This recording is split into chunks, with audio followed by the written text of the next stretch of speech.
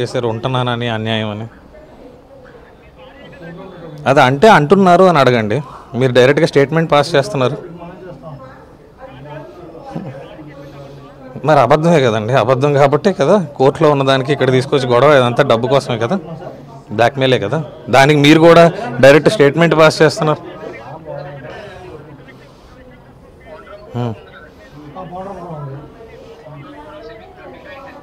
ఇది ఆఫీస్ అండి, ఇందులో మహిళలే కాదు మగవాళ్ళు కూడా ఉన్నారు.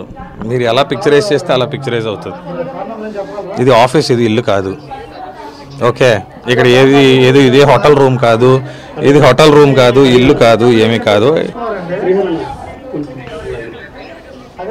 చీకటి కదా, చీకటి కదా ఏంటంటే మొత్తం లైట్లు వేసి ఉన్నాయి. అదే లైట్స్ ఉన్నాయండి. అది ఆఫీస్ రూమ్ అండి, లైటింగ్ ఉంది. అది ఆఫీస్ రూము, టేబుల్ ఉంది, అన్నీ ఉన్నాయి. అక్కడ సిస్టమ్స్ ఉన్నాయి, టేబుల్స్ ఉన్నాయి, అన్నీ ఉన్నాయి.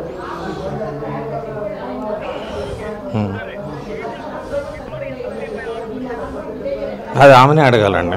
ఆమె 4 ఏళ్ళ నుంచి చేస్తానే ఉంది. కోర్టులో చేసింది, పోలీస్ స్టేషన్లో చేసింది. బ్యాక్గ్రౌండ్లో బయటకి ఇలా చేసి బ్యాక్గ్రౌండ్లో డబ్బులకి హెరాస్మెంట్ చేస్తారండి. బ్లాక్మెయిల్ చేయడం, డబ్బులకి హెరాస్ చేయడం, కెరియర్ నాశనం చేస్తామని డబ్బులకి హెరాస్ చేస్తారు. ఇంకా అంతకన్నా ఏముంది. ఇప్పుడు ఇది కూడా అందులో ప్రయత్నమే. విభేదాలు జనరల్ ఉమెన్ అండ్ అదే వైఫ్ అండ్ హస్బెండ్కి ఉండే విభేదాలేనండి. కాకపోతే ఆ విభేదాలు వచ్చి ఆల్రెడీ 5 ఏళ్ళ లవ్ మ్యారేజేనండి.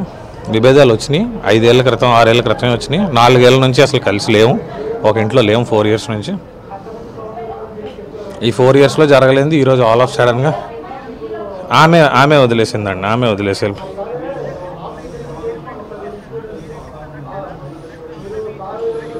లేదండి, ఆమె నా ఇంట్లోంచి బయటకు వెళ్ళిపోయిందండి. ఆమె పోలీస్ స్టేషన్లో కేసు పెట్టిందండి. ఆ కేసు ప్రకారం వాళ్ళు మమ్మల్ని కలవకూడదు, మేము వాళ్ళని కలవకూడదని బైండ్ ఓవర్ రాయిపించారండి. కోర్టులో కేసు ఉందండి. అండర్స్టాండ్? ఏదైనా చేయొచ్చండి. తప్పు చేసేటికి ఇప్పుడు ఫేక్ చేసేవాళ్ళు ఏమైనా చేయొచ్చు. ఇప్పుడు రెచ్చగొడితేనే కదా, నేను తప్పు చేస్తేనే కదా కార్నర్ అవుతాను. రెచ్చగొట్టే ప్రయత్నం అది. ఇప్పుడు ఇంతమందిని తీసుకొని వచ్చి సడన్గా ఇంట్లో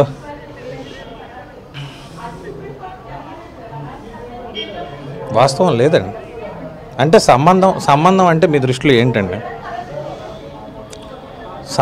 సంబంధం అంటే మీ దృష్టిలో ఏంటండి? నేను తెలుసుకోవచ్చా? నేను చాలామంది అమ్మాయిలు నాతో మాట్లాడతారు, నేను చాలామంది అమ్మాయిలతో మాట్లాడతాను. మీ ఇప్పుడు ప్రతిదీ ఈ సమాజంలో అమ్మాయితో మాట్లాడడమే తప్పు, అమ్మాయిలతో ఉద్యోగం చేయడమే తప్పు, అమ్మాయిలతో పని చేయడమే తప్పు, అమ్మాయి ఉన్న పక్కింట్లో ఉండడమే తప్పు, అమ్మాయి రోడ్డు మీద వెళ్తే చూడడమే తప్పు అని అనుకునే మహిళలకు మనం ఏం చెప్పలేమన్నా. అది ప్యూర్ హెరాస్మెంట్.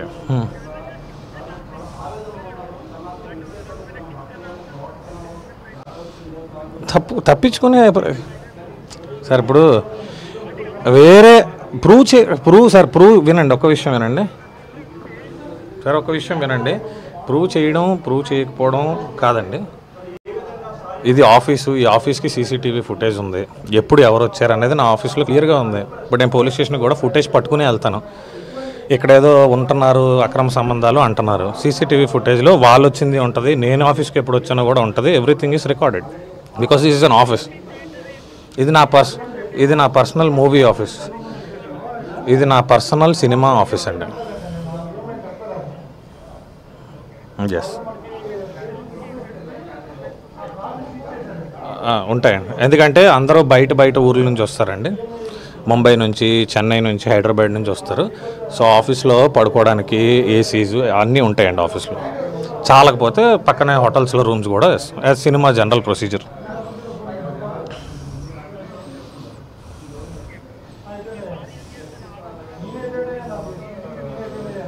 ఏం చేయట్లేదండి. మేము న్యాయ పోరాటమే చేస్తాం. పోలీస్ స్టేషన్కి వెళ్తాం. మా పైన ఇలా దాడి చేశారు కాబట్టి మేము దానికి యాక్షన్ తీసుకుంటాం డెఫినెట్గా.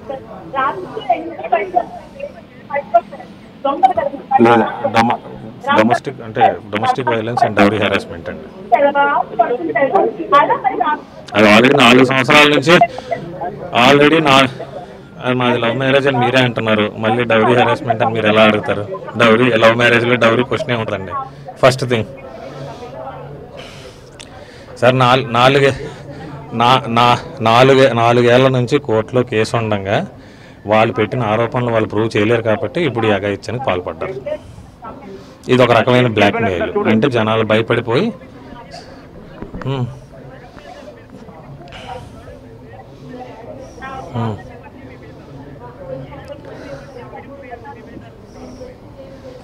ఒకటని లేదండి, చాలా ఉన్నాయి. ఆమె ఎప్పుడు వాళ్ళ ఇంట్లోనే ఉంటుందంటారు, మా పేరెంట్స్ దగ్గరికి రానంటారు, నా ఇంటికి రానంటారు, ఎప్పుడు అక్కడే ఉంటానంటారు, రమ్మని అడిగితే గొడవ పెట్టుకుంటారు. సరే, తప్పు అనేది మ్యూచువల్ సైడ్ ఉంటేనే విడిపోతారండి. తప్పు ఇద్దరి వైపు ఉంటేనే విడిపోతారండి, ఒకళ్ళ వైపు ఉంటే కాదు. తప్పు ఇద్దరి వైపు ఉంటుంది, ఇద్దరి వైపు ఉండాలి.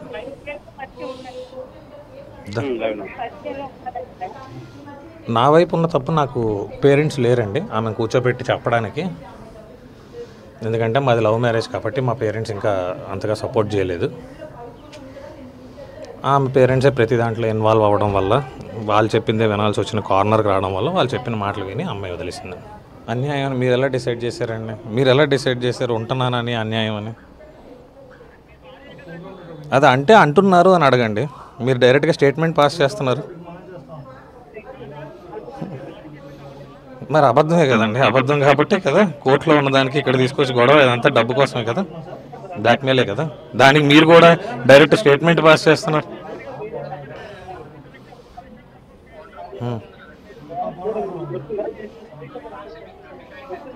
ఇది ఆఫీస్ అండి, ఇందులో మహిళలే కాదు మగవాళ్ళు కూడా ఉన్నారు.